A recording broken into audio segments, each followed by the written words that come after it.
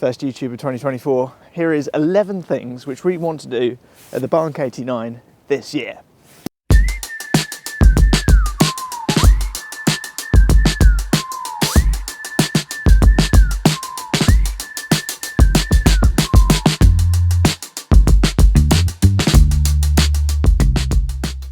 Number one, more food options from the cafe. So the next few weeks we're going to start trialling first off sandwiches, then potentially a few more savoury options as well, because we now have space to prepare food on site. And it's quite a complex business actually, managing supplies, logistics, storage, volumes, quantities, all that sort of stuff. So we're going to be working on that in the next couple of weeks, but by the spring we should have a fully functional sandwich savoury food menu alongside what we do already, as well as ice cream.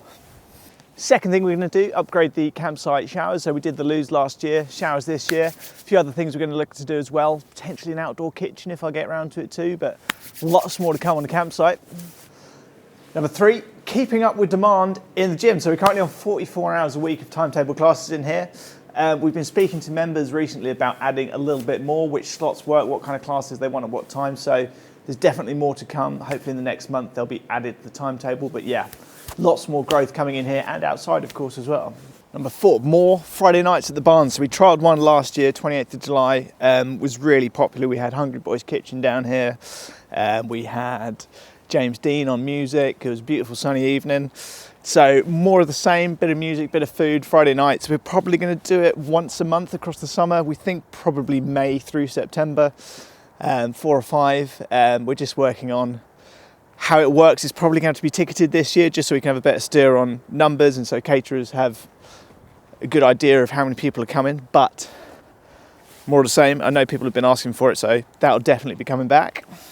Number five, more cycling events, more cycling related things. So we're constantly upgrading the infrastructure here. You now get half price drinks for your QOM or KOM or local legend in any segments. We've had some great cycling events here in the last couple of years with Temple Cycles, with Trash Mile. We're speaking to a few people about more of the same over the next year or two, so more bicycle related things is definitely coming.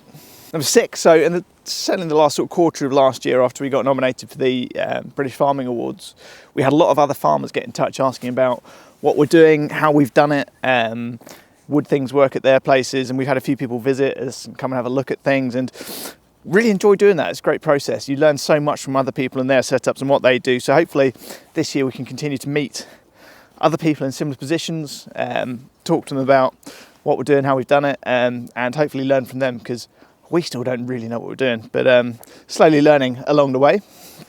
Number seven, it's actually more YouTube. So we've obviously started this about a month ago. It's quite a slow burner. We're not expecting to have 1 million followers anytime soon, but it's been interesting for us, particularly mostly me, just getting ideas and thoughts out of our head and into the ether.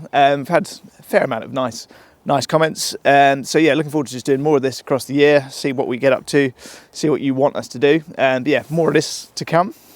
So number 8 is some advertising. So just before Christmas, we had our first ever bit of paid marketing, which was the outside back cover of our local magazine, Once Upon a Town. It's worked quite nicely. It was a little sort of branding exercise. We had a nice illustrated map of the farm there. But this year, we won't be doing any more print. That's certainly not the plan anyway, but we're going to start doing some proper full funnel targeted digital campaigns. We've now got a really nice CRM system built in, so we can target local people with particularly the gym and tell them about what they might be interested in. We promise not to be annoying, but it's an important part of obviously business to try and grow, to fill gym classes, to expand what we're doing, to start advertising to the right people. So that is a big thing coming this year. 9, bit random, more LinkedIn. In 10 years of having a corporate job, I never really used it, never really saw the value of it, but it's actually quite interesting now we own a business, speaking to other business owners, people in similar situations to us, and we started using that as a platform just to, similar to YouTube, to talk about what we've been doing, how we're doing it, engage with other farmers in particular. There's a lot of people who are sort of our generation who are going through similar sort of things, taking over family farms, moving into other people's shoes, and going through the similar sort of processes. So there's lots of learning we can do, and that seems like a nice place to do it and have those conversations. So more LinkedIn, that is coming too. Number 10 is how we use the hangar space, and actually how we're going to try and pivot the business a little bit away from weddings and evening weekend events towards midweek daytime stuff. So particularly corporate events, corporate retreats, away days, that sort of thing. We've had a few already, and it's always been very popular. You can obviously come down here, half an hour on the train from Waterloo, and you've got peace, quiet, loads of space. We can have yoga, sound baths, do some fitness stuff, go for a walk, have a presentation, have some beers, have a little party, that sort of stuff. Works really well, and it means that's like sort of, say for example 10 till 5 on a Thursday. It's a bit easier for us logistically than having me up till 2 a.m. every Saturday morning cleaning up a wedding. So we'll do a full video about weddings and like what we've learned and what we're going to do about it in the next couple of years. But this year, hopefully, as I say, we'll be doing more midweek daytime stuff, basically less late night weekend things, and see how it goes.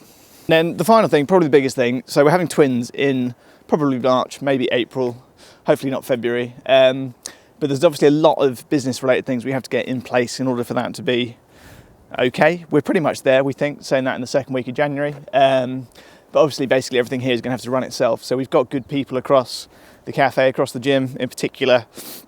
So we know that everything's in good hands. But by getting everything to that stage, it means that when we come back to work in later this year at an unknown date, we should be able to focus on some other things, some new things, some bigger picture things, hopefully as well, as we continue to try and grow the business and get things where they need to be. But yeah, surviving twins and making the most of it on the back of their arrival is the biggest and scariest and most important job for this year.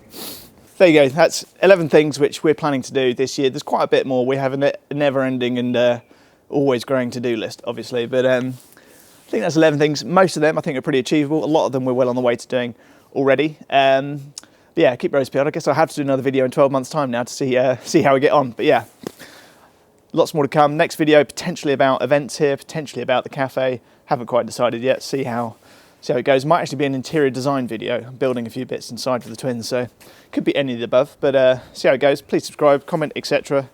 And we'll see you on the next one.